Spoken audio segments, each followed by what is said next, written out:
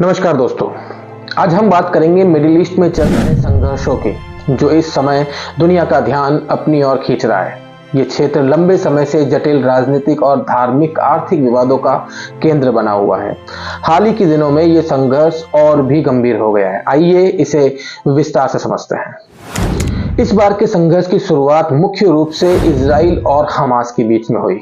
Gaza, जो Hamas का गढ़ है, लगातार इजराइल के साथ लड़ाई कर रहा है। हाल ही में हमास ने इजराइल पर रॉकेट हमले किए, जिसके जवाब में इजराइल ने उन पे बमबारी शुरू कर दी। अल अक्सा मस्जिद, जो मुस्लिम और यहूदी समुदाय दोनों के लिए एक पवित्र स्थान माना जाता है, इस विवाद का केंद्र रहा है। यहाँ पर इजरायली पुलिस और फिलिस्तीनी प्रदर्शनकारियों के बीच हिंसक झड़पें हुई है। ये संघर्ष केवल इजराइल और हमास तक सीमित नहीं है, इसके पीछे बड़े क्षेत्रीय और वैश्विक खिलाड़ी भी मौजूद हैं। ईरान, जो हमास और अन्य फिलिस्तीनी गुटों का समर्थन करता है, हाल ही में ईरान ने इजराइल को धमकी देते हुए कहा कि यदि गाजा पे हमले बंद नहीं हुए तो इसके गंभीर परिणाम भुगतने होंगे। वहीं सऊदी अरब और यूएई जैसे देश इन संघर्ष में इजराइल के खिलाफ खुलकर सामने नहीं आते हैं, लेकिन वे फिलिस्तीनी मुद्दे का समर्थन भी हमेशा से करते रहे हैं। हालांकि इब्राहिम अकॉर्ड समझौते के बाद सऊदी अरब और यूएई इजराइल से कूटनीतिक संबंध शुरू भी हुए हैं। वहीं अमेरिका जो है वो खुलकर इजराइल का समर्थन करता रहा है। बाइडेन प्रशासन ने भी इजराइल को हथियार और वित्तीय मदद देने के लिए आश्वासन दिया है।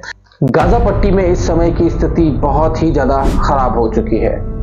हजारों नागरिकों की मौत हो चुकी है। इजरायली बमबारी से गाजा में हजारों निर्दोष लोगों की जान जा चुकी है। बुनियादी सेवाएं जैसे गाजा में बिजली, पानी और दवाइयों की भी बहुत भारी कमी आ चुकी है। संयुक्त राष्ट्र ने इसे एक मानवीय संकट घोषित कर दिया है। तो वहीं लाखों फिलिस्तीनी अपने घरों से भागने को मजबूर हो चुके हैं। इजराइल का कहना है कि उसका मुख्य उद्देश्य हमास के ठिकानों को नष्ट करना और देश की सुरक्षा को सुनिश्चित करना।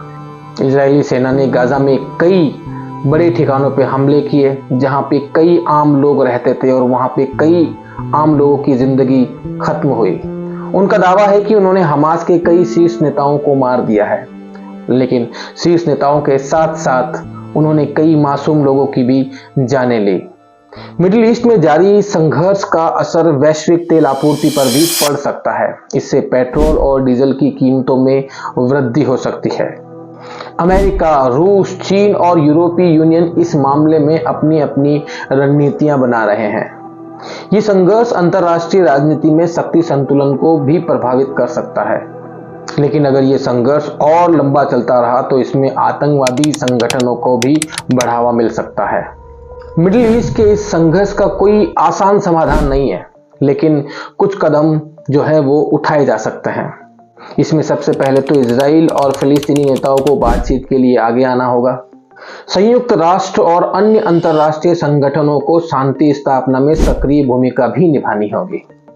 वहीं दोनों पक्षों की आम जनता को भी हिंसा का विरोध करना होगा और शांति के पक्ष में अपनी आवाज उठानी होगी।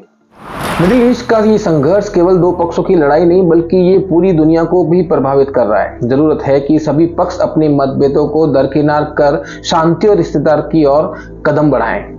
ये वीडियो बनाने का उद्देश्य आपको सटीक जानकारी देना और जटिल मुद्दों को सरल तरीके से समझाना है। हमें उम्मीद है कि आप इस संघर्ष के विभिन्न पहलुओं को समझ पाए होंगे। अगर आपको ये वीडियो पसंद आया हो तो इसे अपने दोस्तों के साथ शेयर करें, नीचे कमेंट करके अपनी राय बताएं और हमारे चैनल को सब्सक्राइब करना न भूलें, ताकि आप हमारे नए वीडियो की जानकारी पा सकें। धन्यवाद।